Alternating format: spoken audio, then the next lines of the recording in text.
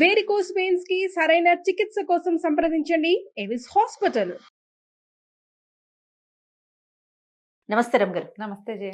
రమ్ గారు, winter skin care ఎలా అంటే పొడిబారిపోతూ ఉంటుంది. ఎంత క్రీమ్ రాసినా మాయిశ్చరీ ఉండదు రమ్ గారు, డ్రైగా అయిపోతుంది. తెలంగాణ వాసుల ప్రత్యేకత. అదే అవునండి. అవును, మన వైపు వెళ్తే విజయవాడ అట్లా వెళ్ళామంటే అసలు రాసుకోని అవసరమే ఉండదు. పక్క కారిపోతుంటాయి చెమటలు. అవును.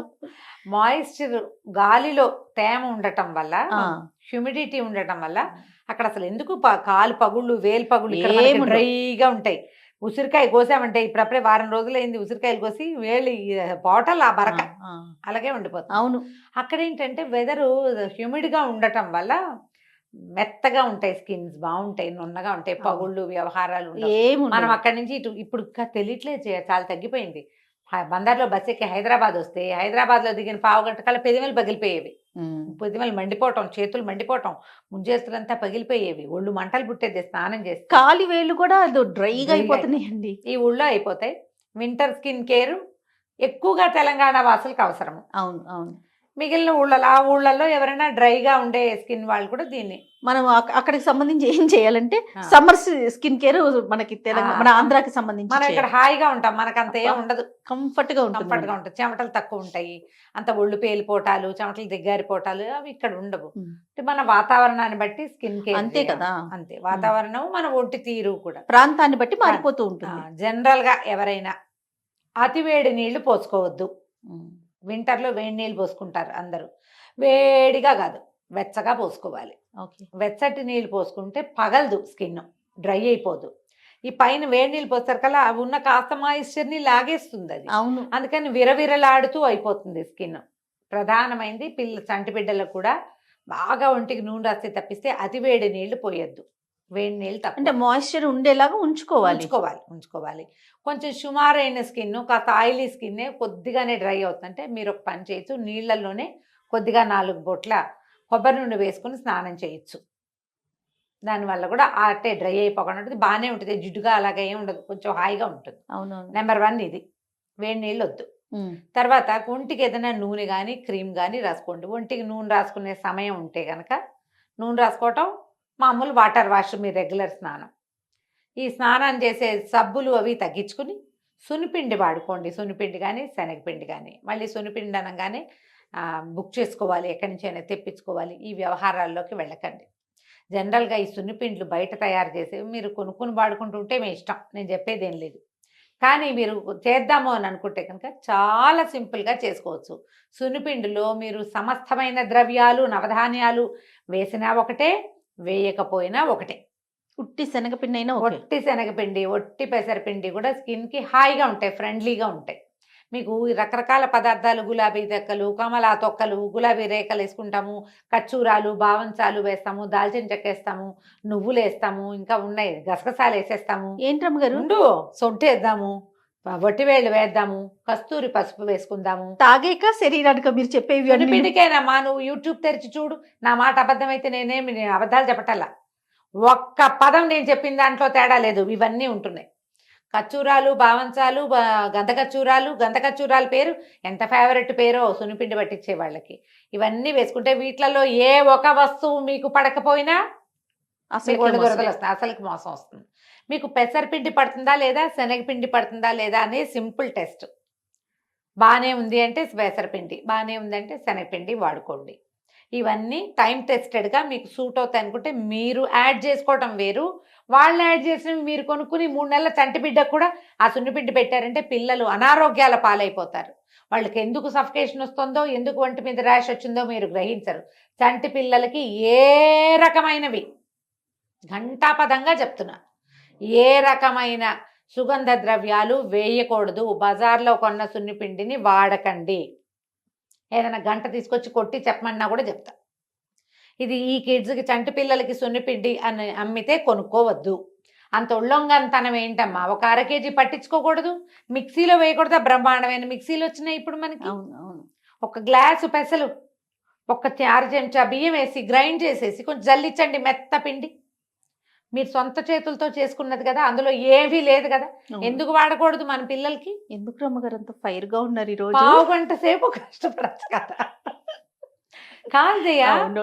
అంటే మీకు ప్రశ్నలు ఎక్కువ కదా మీకు ప్రశ్నలేంటి? వచ్చేది. పసిబిడ్డలు నెల అవును. రోజుల పిల్లకి అదేదో సున్నిపిండి వాడతామంటే ఆ ఘాటైన గుమగుమ పసిబిడ్డ భరించగలదమ్మా పాపం? అవునండి, అవును. పిల్ల సఫకేట్ అయిపోయి ఊపిరి తిప్పుకోలేని పరిస్థితిలో చూశాను నేను ఒక బేబీని జయ. ఒంటికే కదా ఎంత అనేసుకుంటామండి. కడుపులో మంటగా ఉందో ఆ ఆ. రోజు నుంచి ఆ మాట చెప్పేద్దామని ఉంది. ఇలా దయచేసి ఇలాంటి అమ్మకాలు చేయబోకండి. చంటి పిల్లలకి వాడచ్చు నిరభ్యంతరంగాని మీరు చెప్పద్దు, చెప్పకూడదు. పాపం, అది తప్పు. వాళ్ళని వాళ్ళు పట్టించుకోనివ్వండి. పోనీ మీరైనా ఒట్టి పెసరపిండి పట్టించి ఇవ్వండి అమ్మా పసిబిడ్డలకి. ఈ అంతే కదా. ఘాట గులాబీ రెక్కలేసాం, రంగు వస్తా గడిది గుడ్డు వస్తుందా? బిడ్డ బతకాలి కదా ఆరోగ్యంగా. రంగు స్కిన్ రాకపోతే ఎలర్జీలు ఏమైంది? పిల్లలకి ఎంత ఇబ్బందో అది కదండి. కాదమ్మా, చంటిదానికి చంటితనమే అందవమ్మా, పసిదనమే. దాన్ని తెలుపేందుకు? పిల్ల నవనవలాడుతూ కొంచెం బొద్దుగా ఉండి కాస్త దాని పాలు దాగి కాళ్ళు చేతులు ఆడిస్తుంటే అది పాగున్నా ఓగున్నా పసిపిల్లలే అందం కదా. అంతే ఏమిటి వాటి తెలుపు వస్తుందా? తెలుపు వస్తుందా? రంగు వస్తుందా? బాగుంది వస్తుంది రాదు.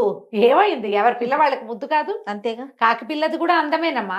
బాతు పిల్ల అందంగానే ఉంటుంది, కాకి పిల్ల కుక్క పిల్ల అందంగానే ఉంటుంది. గాడిద పిల్ల కూడా కోమలం అని చెప్తారు. గాడిద బిడ్డ కూడా అందంగానే ఉంటుంది దాని తల్లి వరకు. ఏ గాడిదలు కుక్కలు ఇంకో జంతువు పిల్లని చూసి అవి బాగున్నాయని అనుకోవు. మన పిల్లే మన కాకి పిల్ల కాకి ముద్దురమ్మ గారు. అంతే. మీరు చెప్పట్లేదు ఈ సామెత. ఈ పనులు చేయకండి. అవును, అవును. మీ ఒంటికి కూడా మీకు సూట్ కానివి ఏమైనా హెర్బ్స్, అందులో అన్ని మంచివేనా? మా హెర్బ్స్ చెడ్డవని నేను అంటల్లా, మీరు సరిగా అర్థమైందో లేదో. అన్ని హెర్బ్స్ మంచిదే. ఈ పంచకోళ్ళ కషాయం లాగా అన్ని ఓదాంటోనే వేస్తే మీకు సెట్ అవుతుందో అవదో సూట్ కాకపోవచ్చు. అవును. అప్పుడు ఏం చేస్తాం? పూర్తిగా సున్నిపిండిని అవాయిడ్ చేసేస్తాం. అప్పుడు చిచ్చి సున్నిపిండి మంచిది కాదు. అది కాదు పొరపాటు, మీరు చేసిందే తప్పు. అందుకని ఈ కొనుక్కునే వ్యవహారాల్లోకి వెళ్ళకండి. మీరు ఒకసారి ట్రై చేసి చిన్న ప్యాకెట్ తెచ్చుకుని చూసి మీకు బాగుందంటే మీరు ట్రై చేసుకోండి. పిల్లల మీద ప్రయోగించద్దు. అసలు ఏడాది లోపల చంటి బిడ్డకి బయట నుంచి తెచ్చిన ఏ పదార్థము వాళ్ళ ఒంటికి పెట్టద్దు, డాక్టర్ ప్రిస్క్రైబ్ చేస్తే తప్ప. అసలు కొంతమంది డాక్టర్లు సున్నిపిండే శనగపిండే వద్దంటారు, కంట్లోకి ముక్కులోకి చెవుల్లోకి పోగొడతారు. పెద్దవాళ్ళు లేకుండా ఆ పనులు కూడా మీరు చేయబోకండి. చక్కగా ఆయిల్ మసాజ్ చేసుకోండి. రాత్రిపూట పడుకునేటప్పుడు మొహానికి, మెడకి, చేతులకి పల్చటి కొబ్బరి నూనె కానీ, మనం 3-4 రకాల నూనెలు చేసి చూపించాం. క్యారెట్ ఆయిల్ చేసాము. ఇవేవి చిన్నపిల్లలకు కాదమ్మా, నేను ముందే చెప్పా ఆ మాట. అవి చేసేటప్పుడు కూడా చెప్పాం, 5 ఏళ్ల లోపల పిల్లలకి పెట్టకండి. పిల్లలు కొంచెం పెరిగాక పర్వాలేదు. అసలు ఏం వద్దనుకుంటే ఫ్రెష్ మంచి నువ్వుల నూనె వాడుకోండి, ప్రశస్తం. తర్వాత కొబ్బరి నూనె వాడుకోవచ్చు, స్నిగ్ధంగా ఉంటుంది, అది వాడుకోవచ్చు. ఆలివ్ ఆయిల్ ఒకటి స్కిన్కి మంచిది. బాదం నూనెలు అవి చేస్తామన్నా కొంచెం పెద్ద అవనివ్వండి. మీగడ అవి రాస్తే పిల్లలకి మీగడ రాస్తారు చాలా మంది. తాత్కాలిక నునుపు మెరిపే మీగడ మురికిని అట్రాక్ట్ చేస్తుంది జయ బాగా. కొంతమంది పిల్లలు నల్లబడిపోతారు. ఎందుకంటే మీగడ వల్ల కాదు, మీగడ అట్రాక్ట్ చేసే దుమ్ము వల్ల, మురికి వల్ల.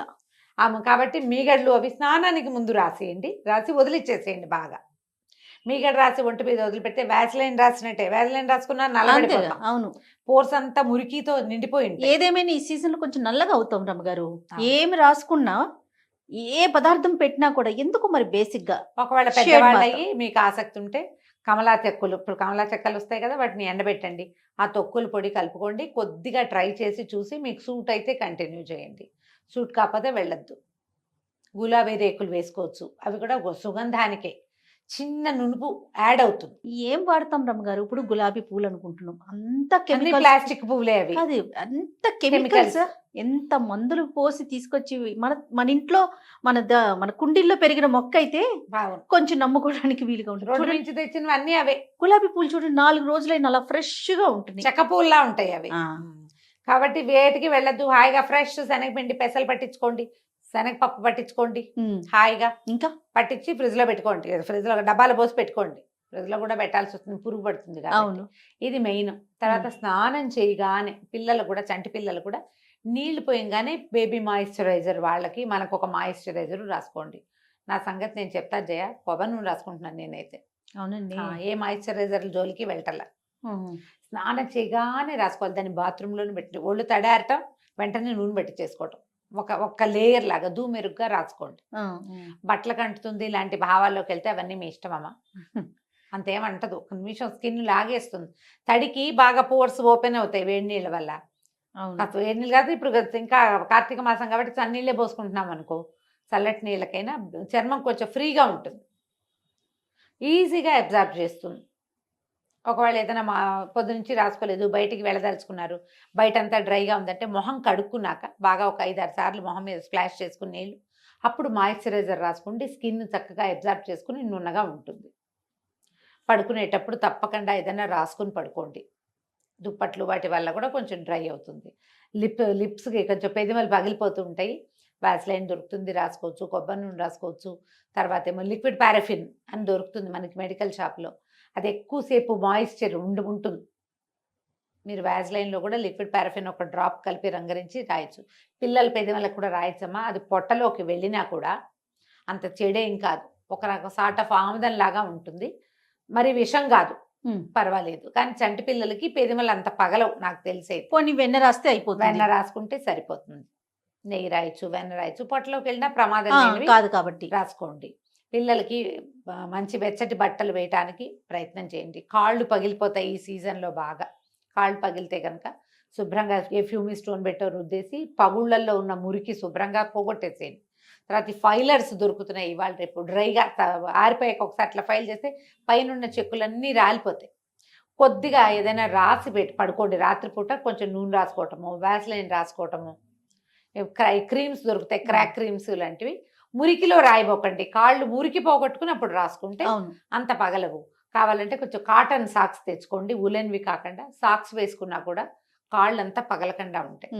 తడి పొడి తిరిగేటి మధ్యాహ్నం అయిపోయింది, పొద్దున వంట పనులు, బాత్రూముల పనులు, వ్యవహారాలు అన్నీ అయిపోయాక ఏదైనా కొంచెం క్రాక్ క్రీమ్ రాసుకుని కొంచెం సాక్స్ వేసుకుని మధ్యాహ్నం పూట కనుక రిలాక్స్ అయ్యారంటే కాళ్ళు కొంచెం నున్నగా మెత్తగా అవుతాయి.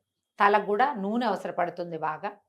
తరచుగా ఆయిల్ మసాజ్ చేసుకోండి, కొబ్బరి నూనె, నువ్వుల నూనె. మీరు బాదం నూనె రాసుకున్నా, లేకపోతే ఏదైనా మంచి మంచి ఆయిల్స్ దొరుకుతున్నాయి ఇప్పుడు, చేసుకుంటున్నారు కూడా కదా. మరి నేనైతే అవి ఇవి వేస్తాను కదా, ఉసిరికాయ అవి వేస్తాను, మెంతులు, ఉసిరికాయలు, తర్వాత మందార పువ్వులు, గుంటకరాకు దొరికితే భృంగరాజు అది కూడా వేసి కాచి పెడతాను నేను నూనె. ఈ మధ్య రోజ్మేరీ బాగా దొరుకుతుంది, ఇది దొరికేది కాదు. కొంచెం రోజ్మేరీ కూడా వేసి జుట్టు ఉట్టం కూడా ఆగుతుంది. శీతాకాలం జుట్టు రాలటం ఎక్కువగా కనిపిస్తుంది. ఆయిల్ మసాజ్ చేయండి. పిల్లలు కూడా చక్కగా వారానికి 2 సార్లు 3 సార్లు నూనె మసాజ్ చేయండి. ఆయిల్లో ముంచి తీస్తుంటే శరీరం కొంచెం బాగుంటుంది. ఎస్ రైట్ రమ్మ గారు, నమస్తే. నమస్తే జీ.